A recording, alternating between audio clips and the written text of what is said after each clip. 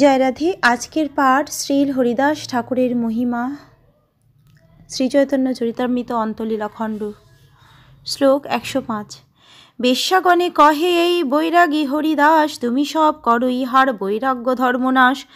রামচন্দ্র খান বেশ্যাদের বলল, তোমরা সকলে এই বৈরাগী হরিদাসের বৈরাগ্য ধর্ম নাশ করো।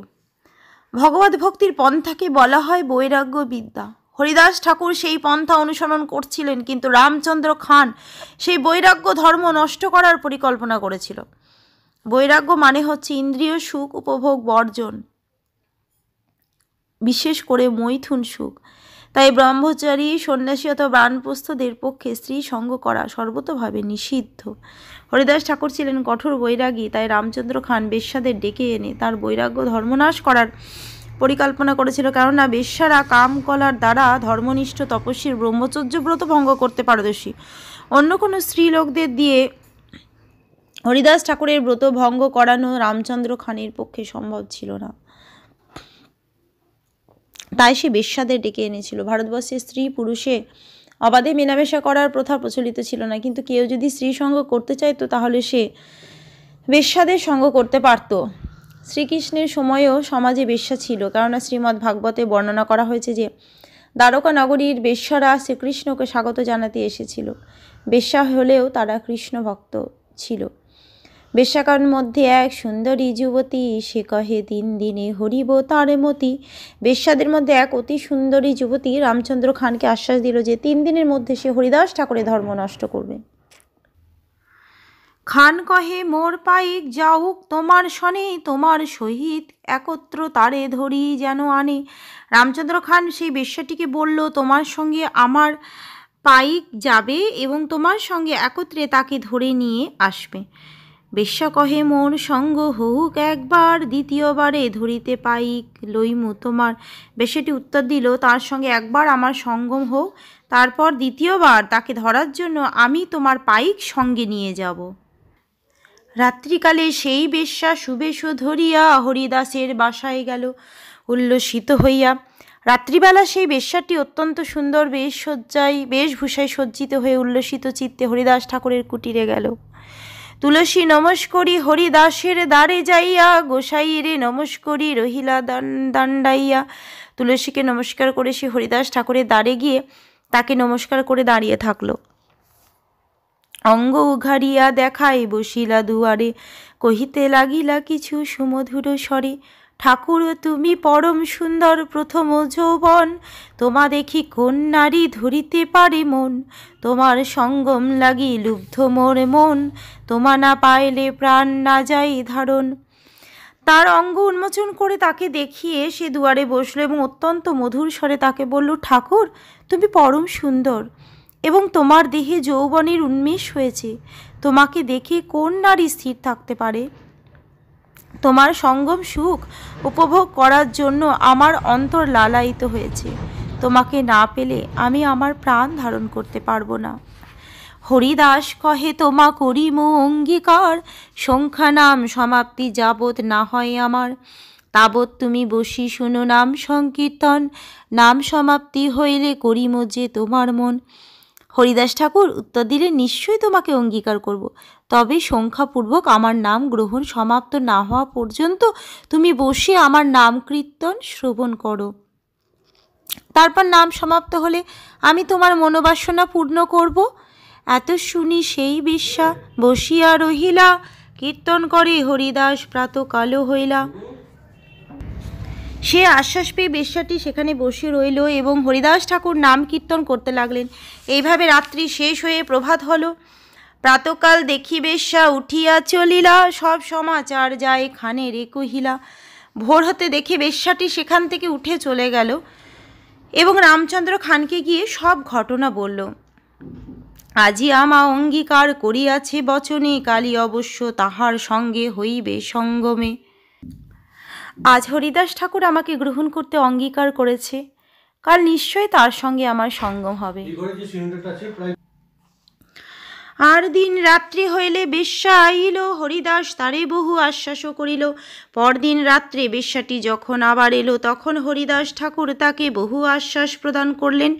কালী দুঃখ পাইলা অপরাধ না লইবা মোর, অবশ্য করিম আমি তোমায় অঙ্গীকার। গত রাত্রে তুমি বিফল মনোরথ হয়ে দুঃখ পেয়েছো, সেজন্য আমার অপরাধ নিও না, আজ আমি অবশ্যই তোমাকে অঙ্গীকার করব। তাবৎ ইহা বসি শুনো নাম সংকীর্তন, নাম পূর্ণ হইলে পূর্ণ হবে তোমার মন।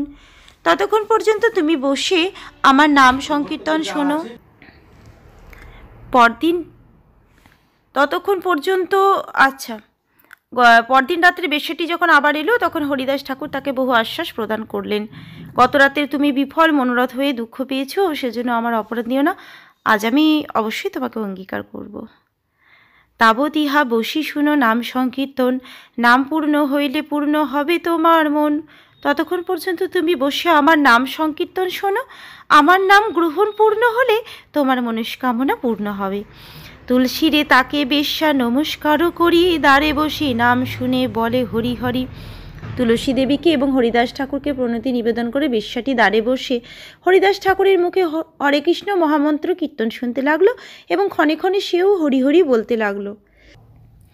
এখানে আমরা স্পষ্টভাবে দেখতে পাচ্ছি বৈষ্ণবেরা কিভাবে অপ্রাকৃত চাতুর্যের দ্বারা অধঃপতিত জীবদের উদ্ধার করেন। বেশ্যাটি এসেছিল হরিদাস ঠাকুরকে কলুষিত করার জন্য, কিন্তু হরিদাস ঠাকুর সেই বেশ্যাটিকে উদ্ধার করা তার কর্তব্য বলে মনে করেছিলেন। এখানে স্পষ্টভাবে দেখানো হয়েছে যে জীব উদ্ধারের পন্থা অত্যন্ত সরল। শ্রদ্ধা এবং ভক্তি সহকারে বেশ্যাটি হরিদাস ঠাকুরের সঙ্গ করেছিল। এবং হরিদাস ঠাকুর হরে কৃষ্ণ মহামন্ত্র কীর্তন করে তার ভবরোগ নিরাময় করেছিলেন। বেশ্যাটি যদিও অসৎ উদ্দেশ্য নিয়ে সেখানে গিয়েছিল, কিন্তু কোনো ক্রমে তার সাধুসঙ্গ হয় এবং মাঝে মাঝে হরিনাম কীর্তন করে। সে সেই বৈষ্ণব সাধুর সন্তুষ্টি বিধান করে। এ থেকে বোঝা যায় যে সাধু সঙ্গের প্রভাবে, ভগবানের নাম কীর্তন করার প্রভাবে এবং তুলসী ও বৈষ্ণবকে প্রণাম করার প্রভাবে সমস্ত জড় কলুষ থেকে মুক্ত হয়ে অপ্রাকৃত ভগবত ভক্তে পরিণত হওয়া যায়। রাত্রি শেষ হইল, বেশ্যা উশি মিশি করে, তার দেখি রীতি দেখি হরিদাস কহেন তাহারে, কোটি নাম গ্রহণ যোগ্য করি 1 মাসে, এই দীক্ষা করিয়াছি হইল আসি শেষে। এভাবে যখন রাত্রি শেষ হলো, তখন বেশ্যা অস্থির হয়ে উঠল এবং তার অবস্থা দেখে হরিদাস ঠাকুর তাকে বললেন, আমি 1 মাসে 1 কোটি নাম গ্রহণ করার সংকল্প করেছি, এই যজ্ঞ প্রায় শেষ হয়ে এলো। কেউ যদি প্রতিদিন 3,33,333 নাম গ্রহণ করে এবং তার সঙ্গে 1 নাম যুক্ত করার ফলে 1 মাসে 1 কোটি নাম গ্রহণ হয়। এইভাবে ভক্ত ভগবানের আরাধনা করেন। এই আরাধনাকে বলা হয় যজ্ঞ। যজ্ঞ এই সংকীর্তন প্রায়র্য জন্তি হি সুমেধস। যারা অত্যন্ত বুদ্ধিমান এবং মেধা সম্পন্ন তারা এই হরিনাম যজ্ঞ করেন, অর্থাৎ ভগবানের দিব্য নাম গ্রহণ করার যজ্ঞ করেন। এই যজ্ঞ করার ফলে পরমেশ্বর ভগবান সন্তুষ্ট হন এবং তার ফলে পারমার্থিক জীবন সার্থক হয়। বাহ্য দৃষ্টিতে হরিদাস ঠাকুর ছিলেন মুসলমান, কিন্তু তবুও হরে কৃষ্ণ মহামন্ত্র কীর্তন যজ্ঞ করার ফলে তিনি ব্রাহ্মণত্ব লাভ করেছিলেন। সেই সম্বন্ধে শ্রী ভাগবতে বলা হয়েছে, জন্মামাধেয় শ্রবণানুকীর্তনাৎ যৎ প্রহন্নাৎ যৎ শরণাদপি কচ্চিৎ সাধোপি সদ্য শ্রবণায় কল্পতে কুত পুনস্তে ভগবন্ন দর্শনাৎ। সপজ গৃহে জন্মগ্রহণ করা সত্ত্বেও কেউ যদি পরমেশ্বর ভগবানের শরণাগত হন, তাহলে তিনি তৎক্ষণাৎ যোগ্যতা সম্পন্ন ব্রাহ্মণে পরিণত হন এবং যজ্ঞ অনুষ্ঠান করার যোগ্যতা অর্জন করেন। কিন্তু ব্রাহ্মণ কুলে জন্মগ্রহণ করা সত্ত্বেও যথাযথ সংস্কার বা পবিত্র না হলে তাকে ব্রাহ্মণ বলে গ্রহণ করা হয় না। শ্রীমদ্ ভাগবতে আরও বলা হয়েছে, অসংস্কৃতা ক্রিয়াহীনা রজসা তমসা বৃতা প্রজাস্তে ভক্ষয়ী জন্তি ম্লেচ্ছা রাজন্য রূপিণ। কলিযুগে ম্লেচ্ছ অথবা নিজ কুল উদ্ভূত সংস্কার ক্রিয়াহীন ব্যক্তিরা, যারা রজ ও তমগুণের দ্বারা আচ্ছন্ন, তারা রাজপথ অধিকার করে প্রজাদের সর্বস্ব শোষণ করবে। যে মানুষ পবিত্রকরণ পন্থার দ্বারা পবিত্র হয়নি তাকে বলা হয় অসংস্কৃত। কিন্তু কেউ যদি দীক্ষা গ্রহণ করার ফলে পবিত্র হওয়া সত্ত্বেও ক্রিয়াহীন হয়, অর্থাৎ তার ব্যবহারিক জীবনে পবিত্র হওয়ার পন্থা প্রয়োগ করতে না পারে, তাহলে সে অপবিত্র ম্লেচ্ছ বা যবনই থাকে। পক্ষান্তরে হরিদাস ঠাকুর ম্লেচ্ছ বা যবন কোলে জন্মগ্রহণ করা সত্ত্বেও রামাচার্য হরিদাস ঠাকুর রূপে পরিচিত হয়েছিলেন, কেননা তিনি প্রতিদিন 3 লক্ষ নাম করার যজ্ঞ অনুষ্ঠান করেছিলেন। এখানে আমরা দেখতে পাচ্ছি যে হরিদাস ঠাকুর গভীর নিষ্ঠা সহকারে 3 লক্ষ নাম গ্রহণ করতেন। তার জন্য প্রতীক্ষা করে বেশ্যাটি যখন অস্থির হয়ে উঠেছিল, তখন হরিদাস ঠাকুর তাকে বলেছিলেন যে প্রথমে তাকে সংখ্যাপূর্বক নাম গ্রহণ শেষ করতে হবে এবং তারপরেই কেবল তিনি তার মনোবাঞ্ছা পূর্ণ করতে পারেন। প্রকৃতপক্ষে হরিদাস ঠাকুর ক্রমান্বয়ে দিনরাত্রি ধরে ভগবানের দিব্য নাম কীর্তন করে সেই বেশ্যাটিকে নাম শ্রবণ করার সুযোগ প্রদান করলেন। এইভাবে বেশ্যাটি কলুষমুক্ত হয়েছিল। পরবর্তী শ্লোকে যার বিশ্লেষণ করা হয়েছে, আজই সমাপ্ত হইবে হেন জ্ঞান ছিল, সমস্ত রাত্রি নীল নাম সমাপ্ত না হইল। আমি মনে করেছিলাম যে আজ আমার সেই যজ্ঞ সমাপ্ত হবে, কিন্তু সারা রাত জপ করেও কোটি নাম গ্রহণ সমাপ্ত হলো না। কালই সমাপ্ত হবে, তবে হবে ব্রতভঙ্গ। স্বচ্ছন্দে তোমার সঙ্গে হইবে সঙ্গ। কাল অবশ্যই আমার সেই ব্রত সমাপ্ত হবে এবং তখন স্বচ্ছন্দে আমি তোমার সঙ্গ উপভোগ করব। হরিদাস ঠাকুরের সেই বেশ্যার সঙ্গ সুখ উপভোগ করার কোনো বাসনা ছিল না, তবে তিনি এইভাবে তাকে ছলনা করেছিলেন যাতে সে তার মুখে ভগবানের দিব্য নাম শ্রবণ করার সুযোগ পায়। শুদ্ধ ভক্ত যখন হরে কৃষ্ণ মহামন্ত্র কীর্তন করেন, তখন তা কেবল শ্রবণ করার মাধ্যমে জীব পাপ মুক্ত হয়, তা সে যত অধঃপতিত বা পাপী হোক না কেন। এইভাবে পাপ কর্মের ফল থেকে মুক্ত হওয়া মাত্রই জীব ভগবানের প্রেমময়ী সেবায় যুক্ত হওয়ার যোগ্যতা অর্জন করে। এইভাবে অধঃপতিত জীব ভগবানের সেবায় যুক্ত হতে পারে। সেই সম্বন্ধে শ্রীকৃষ্ণ ভগবদ্গীতায় বলেছেন, যে শান্ত গতং পাপং জনানাং পুনঃ কর্মণাম তে দন্ত মোহর নির্মুক্তা ভজন্তে মাং দৃঢ়ব্রতা। পূর্বজন্মে এবং এই জন্মে যারা বহু পুণ্য কর্ম করেছে এবং যারা সম্পূর্ণভাবে পাপ মুক্ত হয়ে এই জড় জগতের দ্বন্দ্ব মোহ থেকে মুক্ত হয়েছে, তারাই সুদৃঢ় নিষ্ঠা সহকারে আমার সেবায় যুক্ত হতে পারে। বেশ্যা গিয়া সমাচার এখানে রে কহিল, আর দিন সন্ধ্যা হইতে ঠাকুর ঠাই আইল। বেশ্যাটি তখন রামচন্দ্র খানের কাছে গিয়ে সমস্ত ঘটনা বর্ণনা করল এবং তার পরের দিন সন্ধ্যা হতে না হতেই হরিদাস ঠাকুরের কাছে গেল। তুলসীকে ঠাকুরকে নমস্কার করি, দ্বারে বসি নাম শুনে বলে হরি হরি। তুলসী এবং হরিদাস ঠাকুরকে নমস্কার করে দ্বারে বসে সে হরিদাস ঠাকুরের মুখে হরে কৃষ্ণ মহামন্ত্র শুনতে লাগলো এবং মাঝে মাঝে হরি হরি বলতে লাগলো। নাম পূর্ণ হবে আজি বলে হরিদাস, তবে পূর্ণ করিম আজি তোমার অভিলাষ। হরিদাস ঠাকুর তাকে বললেন, আজ আমার নাম গ্রহণ পূর্ণ হবে, তারপর আমি তোমার অভিলাষ পূর্ণ করব। কীর্তন করিতে হয়েছে রাত্রি শেষ হইল, ঠাকুরের শনে বেশ্যার মন ফিরি গেল। সারা রাত ধরে হরিদাস ঠাকুর হরে কৃষ্ণ মহামন্ত্র কীর্তন করলেন এবং এইভাবে রাত্রি ভোর হল। ইতিমধ্যে হরিদাস ঠাকুরের সঙ্গ প্রভাবে বেশ্যার মন সম্পূর্ণরূপে পরিবর্তিত হয়ে গেল। দণ্ডবোধ হইয়া পড়ে ঠাকুর চরণে রামচন্দ্র খানির কথা কইল নিবেদনে।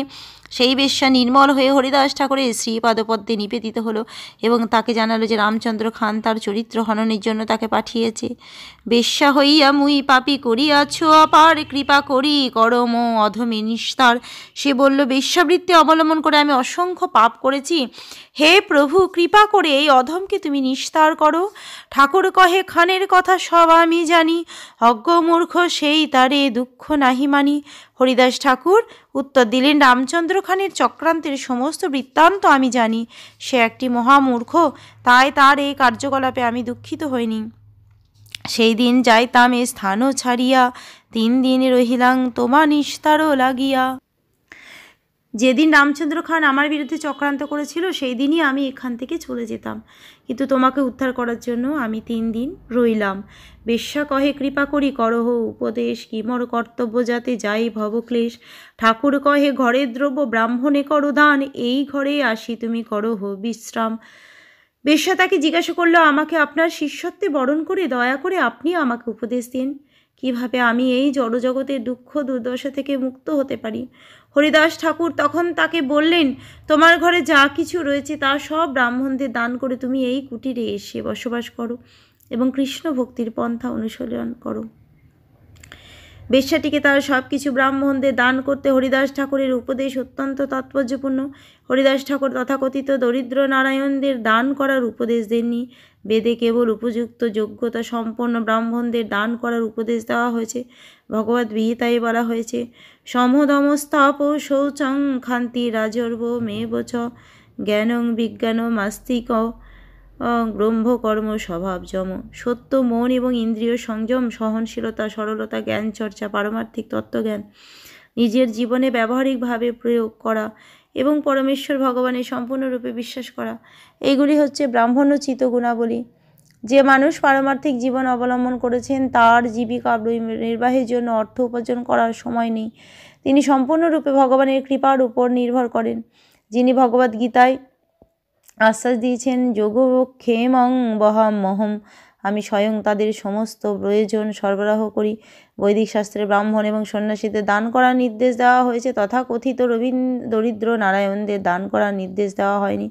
নারায়ণ কখনো দরিদ্র হতে পারেন না, আর দরিদ্র কখনো নারায়ণ হতে পারে না, কেননা এই দুটি শব্দ পরস্পর বিরোধী। নাস্তিকেরা এই ধরনের মত প্রবর্তন করে মূর্খদের কাছে প্রচার করে ব্রাহ্মণ এবং সন্ন্যাসীদের দান করা উচিত, কেননা দান স্বরূপ তারা যা পান তা সবই তারা ভগবানের সেবায় ব্যবহার করেন।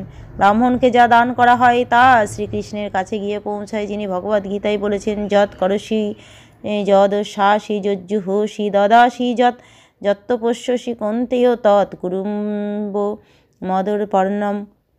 হে কৌন্তেয়, তুমি যা করো, যা খাও, যজ্ঞে যা নিবেদন করো, যা দান করো এবং যা তপস্যা করো, তা সবই তুমি আমাকে অর্পণ করো। প্রকৃতপক্ষে সব কিছুই কৃষ্ণের, কিন্তু দুর্ভাগ্যবশত তথাকথিত সভ্য মানুষেরা মনে করে যে সব কিছুই তাদের। এটি জড় সভ্যতার ভ্রান্তি। বেশ্যাটি অসৎ উপায়ে ধন সম্পদ সঞ্চয় করেছিল এবং তাই হরিদাস ঠাকুর তাকে উপদেশ দিলেন তার সব কিছুই ব্রাহ্মণদের দান করতে। শ্রীল রূপ গোস্বামী যখন সংসার ত্যাগ করেন তখন তার সঞ্চিত অর্থের অর্ধাংশ তিনি ব্রাহ্মণ এবং বৈষ্ণবদের দান করেছিলেন। ব্রাহ্মণেরা ব্রহ্ম বা পরম তত্ত্ব জ্ঞান সমন্বিত এবং বৈষ্ণবেরা বিষ্ণু বা পরমেশ্বর ভগবান সম্বন্ধে অবগত হয়ে ভগবানের সেবা করেন। সাধারণত মানুষ নানা রকম অসৎ উপায় অবলম্বন করে অর্থ উপার্জন করে, তাই উপযুক্ত সময়ে সংসার জীবন থেকে অবসর গ্রহণ করে সব কিছু ব্রাহ্মণ এবং বৈষ্ণবদের দান করা উচিত। যারা পরমেশ্বর ভগবানের মহিমা প্রচার করে ভগবানের সেবায় নিযুক্ত, নিরন্তর নাম লও করো তুলসী সেবন, অচিরাত পাবে তবে কৃষ্ণেরও চরণ। নিরন্তর হরে কৃষ্ণ মহামন্ত্র কীর্তন করো এবং তুলসীতে জল দান করেও প্রার্থনা নিবেদন করে তাঁর সেবা করো, তাহলে অচিরেই তুমি শ্রীকৃষ্ণের শ্রীপাদপদ্মে আশ্রয় লাভ করবে। জয় রাধে। আজকের পাঠ এই অবধি। ভজ শ্রীকৃষ্ণ চৈতন্য প্রভু নিত্যানন্দ, শ্রী অদ্বৈত গদাধরে শিবাসাদি গৌরে ভক্ত বৃন্দ। হরে কৃষ্ণ কৃষ্ণ কৃষ্ণ হরে হরে, হরে রাম রাম রাম হরে হরে। জয় রাধে জয় রাধে জয় রাধে জয় রাধে। জয় রাধে। ধন্যবাদ।